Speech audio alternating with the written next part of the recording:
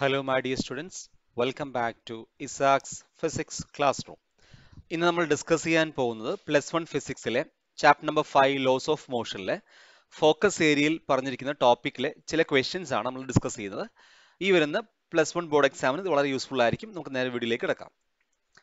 Loss of motion. ആദ്യം നമുക്ക് focus ഏരിയയിൽ മെൻഷൻ ചെയ്ത ടോപ്പിക്സ് ഏതെല്ലാം എന്ന് നോക്കാം. 5.5 newton second law of motion, that is law of force. 5.7 conservation of momentum, that is conservation of linear momentum. 5.9.1 friction and 5.10 circular motion. അപ്പോൾ circular മോഷനിലെ banking of റോഡ്സിലെ 3 ഡെറിവേഷൻസ് ഡിറൈവ് ചെയ്യാൻ പഠിക്കേണ്ടതാണ്. അപ്പോൾ ലാസ്റ്റ് വീഡിയോയിൽ പറഞ്ഞ അതേ കാര്യമാണ് ഇവിടെ എനിക്ക് പറയാനുള്ളത്. അപ്പോൾ അതുകൂടി ഉൾപ്പെടുത്തി കഴിഞ്ഞാൽ ഇത് ലെങ്ത് ആവും വീഡിയോ. അതുകൊണ്ട് ആ വീഡിയോ ഡിസ്ക്രിപ്ഷനിൽ കൊടുത്തിട്ടുണ്ട്. കാരണം മോസ്റ്റ് ഓഫ് സ്റ്റുഡൻസ് അത് പഠിച്ചിട്ടുണ്ടാവും. അപ്പോൾ പഠിക്കാത്തൊരു നിർബന്ധമായിട്ട് പഠിക്കണം. പ്രൊജക്റ്റൈൽ മോഷനിലെ ഡെറിവേഷനും അതുപോലെ ഇക്വേഷൻ ഓഫ് മോഷനിലെ ഇക്വേഷൻസ് ഡിറൈവ് ചെയ്യുന്ന ഡെറിവേഷനും സർക്കുലർ മോഷനിലെ ബാങ്കിങ് ഓഫ് റോഡ്സ് കൂടി നോക്കിക്കഴിഞ്ഞാൽ ഉറപ്പാണ് 10 മാർക്ക് നമുക്ക് സ്കോർ ചെയ്യാൻ കഴിയും. ഈ 3 ഡെറിവേഷൻസും ഇമ്പോർട്ടൻ്റ് ആണ്. അതുപോലെ ഫ്രിക്ഷനിൽ ഒരുപാട് കാര്യം നമുക്ക് ഡിസ്കസ് ചെയ്യാണ്ട്. Advantages of friction, disadvantages of friction, cause of friction, ഫ്രിക്ഷന്റെ ഗ്രാഫ്, അങ്ങനെ ഒരുപാട് എണ്ണം ഉണ്ട്. അപ്പോൾ നമുക്ക് ഈ വീഡിയോയിൽ വളരെ കുറച്ച് ക്വസ്റ്റ്യൻസ് മാത്രമേ ഡിസ്കസ് ചെയ്യുള്ളൂ. അപ്പോൾ അതുകൂടി ഇതോടൊപ്പം നോക്കണം. നമുക്ക് ടോപ്പിക് ക്വസ്റ്റ്യനിലേക്ക് കടക്കാം. When a shot is fired from a gun, the gun moves in backward direction. State the principle behind it. Prove the principle using Newton's second law of motion. ഒരു ഗണ്ണ് ഫയർ ചെയ്യുമ്പോൾ അതിന്റെ bullet ഫ്രണ്ടിലേക്ക് move ചെയ്യുമ്പോൾ gun എന്തുകൊണ്ടാണ് ബാക്കിലേക്ക് പോകുന്നത്? ഇതിന്റെ principle എന്താണ്? അത് എന്തുകൊണ്ടാണ്?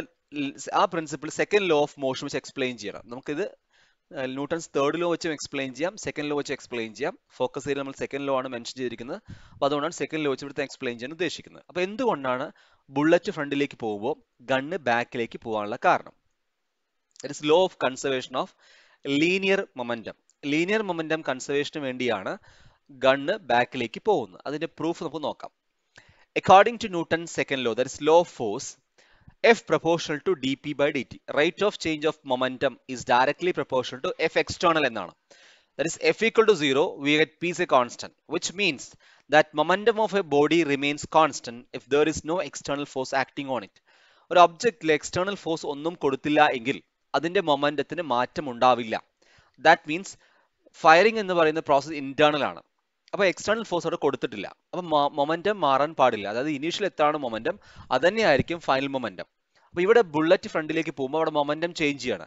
അപ്പോൾ മൊമെന്റം ചേഞ്ച് ചെയ്യുമ്പോൾ ആ ചേഞ്ച് ഇൻ മൊമെന്റം എന്ത് ചെയ്യാൻ പാടില്ല, വരാൻ പാടില്ല. അതിനാണ് ആ ഗണ്ണ് ബാക്കിലേക്ക് റീകോൾ ചെയ്തുകൊണ്ട് ആ മൊമെന്റം കൺസേർവ് ആക്കുന്നത്. അപ്പോൾ ബുള്ളറ്റ് ഫ്രണ്ടിലേക്ക് പോകുമ്പോൾ ഗണ്ണ് എന്താവുന്നു, ബാക്കിലേക്ക് റീകോൾ ചെയ്യുന്നു. അപ്പോൾ to conserve the linear momentum. അപ്പോൾ ഇവർ മനസ്സിലാക്കേണ്ടതാണ്, ഒരു ഡിഫറൻഷിയേറ്റ് ചെയ്യുമ്പോൾ ഒരു കോൺസ്റ്റന്റിനെ ഡിഫറൻഷിയേറ്റ് ചെയ്യുകയാണെങ്കിൽ കിട്ടുന്ന ആൻസർ 0 ആയിരിക്കും. അപ്പോൾ പി കോൺസ്റ്റന്റ് ആയതുകൊണ്ടാണ് എഫ് എന്ത് കിട്ടി, നമുക്ക് 0 കിട്ടും. അപ്പോൾ ഇതാണ് കൺസർവേഷൻ ഓഫ് ലീനിയർ മൊമെന്റും ന്യൂട്ടൺ സെക്കൻഡ് ലോ വെച്ചാണ് നമ്മൾ എക്സ്പ്ലെയിൻ ചെയ്തത്.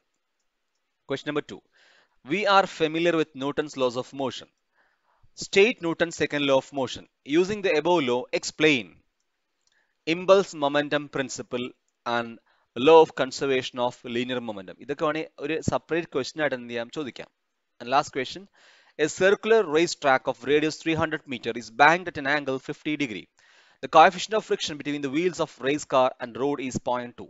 Find the optimum speed of the race car to avoid wear and tear on its tires and maximum permissible speed to avoid skipping. ഇതിൽ ചോദിച്ചിരിക്കുന്നത് സ്റ്റേറ്റ് സെക്കൻഡ് ലോ ചോദിച്ചിട്ടുണ്ട്. അതിന്റെ above equation ഉപയോഗിച്ചുകൊണ്ട് impulse momentum principle explain ചെയ്യാൻ വേണ്ടി പറഞ്ഞിട്ടുണ്ട്. അതുപോലെ തന്നെ law of conservation of linear momentum explain ചെയ്യാൻ വേണ്ടി പറഞ്ഞിട്ടുണ്ട്. അതുപോലെ തന്നെ ഒരു സർക്കുലർ ഒരു പ്രോബ്ലം ചോദിച്ചിട്ടുണ്ട്. ആ പ്രോബ്ലം ചോദിച്ചിട്ട് എന്താണ് ഏറ്റവും മിനിമം സ്പീഡും മാക്സിമം സ്പീഡും കാണാൻ വേണ്ടി പറഞ്ഞിട്ടുണ്ട്.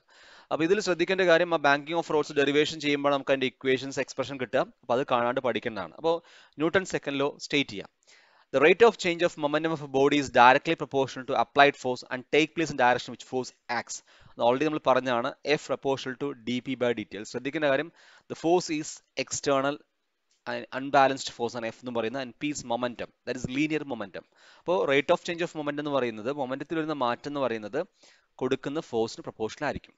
Then impulse momentum. The impulse of the force is produced of average force and a time for which it acts. So impulse is equal to change in momentum. ഇതാണ് impulse momentum theory നമുക്ക് പറയാം. അതായത് ഇതിൽ ഒരുപാട് വേറെ questions ചോദിക്കാം. എന്തുകൊണ്ടാണ് cricketers catch ചെയ്യുമ്പോൾ കൈ ബാക്കിലേക്ക് ഡ്രാഗ് ചെയ്യാൻ കാരണം? ക്യാച്ചിങ്ങിന്റെ ടൈം കൂട്ടുകയാണ്. കാരണം ടൈം കൂട്ടുമ്പോൾ സ്വാഭാവികമായിട്ട് ഫോഴ്സ് അവിടെ കുറയും, അപ്പോൾ ഇമ്പാക്റ്റ് കുറയും. അതുപോലെ തന്നെ ഗ്ലാസ് വിയേഴ്സ് ഒക്കെ നമ്മൾ ട്രാൻസ്പോർട്ട് ചെയ്യുമ്പോൾ തെർമോക്കോളും അല്ലെങ്കിൽ പിന്നെ സ്ട്രോസ് ഒക്കെ വെക്കുന്നതിന്റെ റീസണും ഇതൊക്കെ തന്നെ ഈ ഇമ്പൾസ് ആണ് അതിൽ എക്സാമ്പിൾ ആയിട്ട് വരുന്നത്. Then B, second question. When there is no external force of a body, the total momentum remains constant. നമ്മൾ ഓൾറെഡി നമ്മൾ പറഞ്ഞ ഒരു കാര്യമാണ് മൊമെന്റം പ്രിൻസിപ്പൽ. ആൻഡ് പ്രോബ്ലം ഇതിലാണ് ശ്രദ്ധിക്കേണ്ടത്. അതിൽ നമുക്ക് ബാങ്കിങ് ഉണ്ടെന്ന് പറഞ്ഞിട്ടുണ്ട്.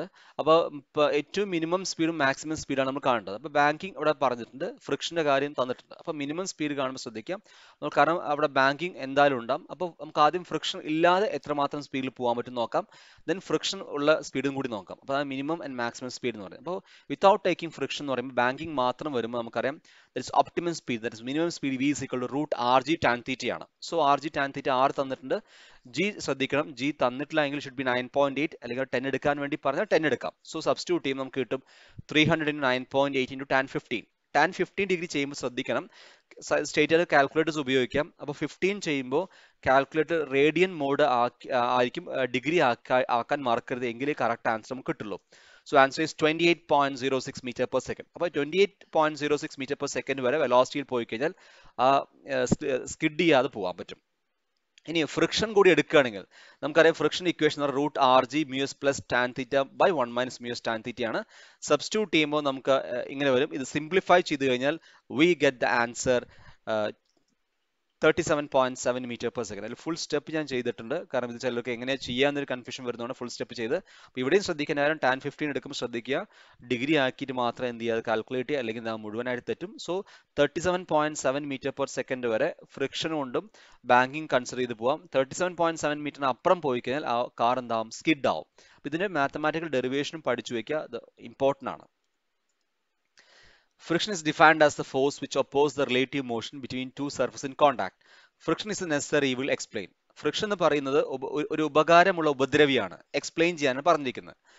Friction has both advantages and disadvantages.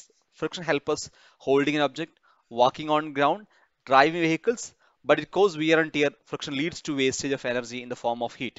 Hence friction is a necessary evil. അതായത് ഫ്രിക്ഷന് അഡ്വാൻറ്റേജസ് ഉണ്ട്, കാരണം ഒരു ഒബ്ജക്ട് ഹോൾഡ് ചെയ്യണമെങ്കിൽ, നമുക്ക് നടക്കണമെങ്കിൽ, വെഹിക്കിൾ ഡ്രൈവ് ചെയ്യണമെങ്കിൽ ഒക്കെ ഫ്രിക്ഷൻ ആവശ്യമാണ്. അതുപോലെ തന്നെ ഫ്രിക്ഷൻ കൊണ്ടാണ് ടയർ തേയ്മാനം സംഭവിക്കുന്നതും, അതായത് ഫ്രിക്ഷൻ കൊണ്ടാണ് ഹീറ്റ് ജനറേറ്റ് ചെയ്യുന്നത്. അപ്പോൾ ഹീറ്റ് ജനറേറ്റ് ചെയ്യുമ്പോൾ എനർജി വേസ്റ്റ് ആവുന്നുണ്ട്. അപ്പോൾ ഫ്രിക്ഷൻ എന്ന് പറയുമ്പോൾ അതിന് അഡ്വാൻറ്റേജസ് ഉണ്ട്, ഡിസഡ്വാൻറ്റേജസ് ഉണ്ട്. അതുകൊണ്ടാണ് അതിന് ബോത്ത് എന്താണ് അഡ്വാൻറ്റേജ് ഉള്ളത് കൊണ്ടാണ് അത് നെസസറി ഈവിൾ എന്ന് പറയാൻ കാരണം. A car and a truck have the same kinetic energy at a certain instant while they are moving along two parallel roads. That is, assume that truck is heavier than the car. Which one will have the greater momentum? And write the relationship between kinetic energy and linear momentum. അപ്പോൾ first question answer ചെയ്യണമെങ്കിൽ രണ്ടാമത്തെ ക്വസ്റ്റിന്റെ derivation അറിഞ്ഞിരിക്കണം.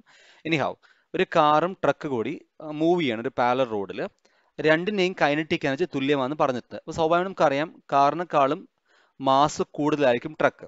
First question ഇതാണ്, ഏതിനായിരിക്കും momentum കൂടുതൽ എന്നാണ് question ചോദിച്ചിരിക്കുന്നത്. അപ്പോൾ ഇതിൽ നമുക്ക് അറിഞ്ഞിരിക്കേണ്ട ഒരു കാര്യം, കൈനറ്റിക് എനർജിയും മൊമെന്റവും തമ്മിലുള്ള എക്സ്പ്രഷൻ അറിഞ്ഞിരിക്കുന്നത്. അതായത് രണ്ടാമത്തെ ക്വസ്റ്റിന്റെ ആൻസർ അറിഞ്ഞാലേ ഒന്നാമത്തെ ക്വസ്റ്റ്യൻ ചെയ്യാൻ പറ്റുള്ളൂ. നോക്കാം. കൈനറ്റിക് എനർജി ഹാഫ് mv² ആണ്. അപ്പോൾ നമ്മൾ അതിൽ mv² ഒരു m കൊണ്ട് മൾട്ടിപ്ലൈ ചെയ്യും, m കൊണ്ട് ഡിവൈഡും ചെയ്യും. അപ്പോൾ മേലെ m² ആയി. അപ്പോൾ ദാറ്റ് മീൻസ് mv² എന്ന് എഴുതാം. മൊമെന്റം എന്ന് പറഞ്ഞാൽ p ആണ്, p = mv ആണ്. അപ്പോൾ ആ mvക്ക് p കൊടുക്കാം. അപ്പോൾ നമുക്ക് എന്ത് കിട്ടും, p²/2 ആവും. അപ്പോൾ നമുക്കൊരു ഇക്വേഷൻ കിട്ടി, kinetic energy = p²/2 or p = √2m kinetic energy. That is p means momentum. Momentum എന്ന് പറയുന്നത് √2m കൈനറ്റിക് എനർജിയാണ്. അപ്പോൾ ഇവിടെ നമ്മൾ പറഞ്ഞിട്ടുണ്ട് കൈനറ്റിക് എനർജി സെയിം ആണെന്ന് പറഞ്ഞിട്ടുണ്ട്. 2 കോൺസ്റ്റന്റ് ആണ്, കൈനറ്റിക് എനർജി കോൺസ്റ്റന്റ് ആക്കി എടുത്തു. അപ്പോൾ p പ്രപ്പോർഷണൽ ടു √m എന്ന് നമുക്ക് പറയാം. അതിനർത്ഥം ഏതിനാണോ മാസ് കൂടുതൽ അവർക്ക് മൊമെന്റം കൂടുതലായിരിക്കും. സോ ട്രക്കിനായിരിക്കും കാറിനെക്കാളും മൊമെന്റം കൂടുതൽ. ഇനി സെക്കൻഡ് ക്വസ്റ്റ്യൻ, അത് ഓൾറെഡി ആൻസർ ആയിക്കഴിഞ്ഞു, ഫസ്റ്റ് നമ്മൾ ചെയ്തതാണത്. അപ്പോൾ p = √2m കൈനറ്റിക് എനർജി. ഈ എക്സ്പ്രഷൻ ഓർത്തിരിക്കുക, ഇത് വളരെ ഇമ്പോർട്ടൻ്റ് ആയ ഒരു ഇക്വേഷൻ ആണ്. പല കൺസെപ്ഷൽ ക്വസ്റ്റ്യൻ ആൻസർ ചെയ്യാൻ നമുക്ക് എന്ത് ചെയ്യാൻ പറ്റും, ഈ ഇക്വേഷൻ ഉപയോഗിക്കാൻ പറ്റും. Question number 5, using the law of force, deduce an expression for force. അതായത് ന്യൂട്ടൺ സെക്കൻഡ് ലോ ഉപയോഗിച്ചുകൊണ്ട് എഫിന്റെ എക്സ്പ്രഷൻ കാണണം, ഫോഴ്സിന്റെ ഇക്വേഷൻ കാണണം. According to Newton second law നമുക്കറിയാം F proportional to D P by D T ആണ്. അപ്പോൾ ആ പ്രൊപ്പോർഷണാലിറ്റി മാറ്റി ഈക്വൽ ടു ആക്കുമ്പോൾ ഒരു കോൺസ്റ്റന്റ് ആഡ് ചെയ്യും, that is proportionality constant K. ഇനി നമുക്കറിയാം പി എന്ന് പറഞ്ഞാൽ മാസിന്റെ വെലോസിറ്റി ആണ്, അത് സബ്സ്റ്റിറ്റ്യൂട്ട് ചെയ്യും. So K into D by D T of M V. Differentiate ചെയ്യുമ്പോൾ നമുക്കറിയാം ഒരു കോൺസ്റ്റൻസ് എടുത്ത് പുറത്ത് വെക്കണം. അപ്പോൾ മാസ് കോൺസ്റ്റന്റ് ആണ്, എടുത്ത് പുറത്ത് വെച്ചു. So F equal to K M into D by D T of V.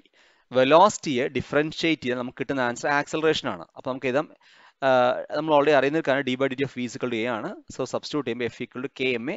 കെന്റെ value എന്ന് പറയുന്നത് യൂണിറ്റിൽ 1 ആണ്. So answer is F equal to M A. അപ്പോൾ F equal to M A എന്ന ഈ ഒരു മാത്തമാറ്റിക്കൽ എക്സ്പ്രഷൻ നമുക്ക് തരുന്നത് ന്യൂട്ടൺ സെക്കൻഡ് ലോ ആണ്, അല്ലെങ്കിൽ ലോ ഓഫ് ഫോഴ്സ് ആണ്. അപ്പോൾ വളരെ കുറച്ച് ക്വസ്റ്റ്യൻസ് മാത്രമേ ഡിസ്കസ് ചെയ്തിട്ടുള്ളൂ. പക്ഷേ ഇതിൽ banking of fruits derivation compulsory ആയിട്ട് നോക്കണം. അതുപോലെ തന്നെ ഫ്രിക്ഷൻ ഗ്രാഫും കാര്യങ്ങളൊക്കെ നോക്കണം. അപ്പോൾ ഇത്രയാണ് ഈ ചാപ്റ്റർ നമുക്ക് എക്സ്പെക്ട് ചെയ്യേണ്ട questions. So thank you for watching. Thank you.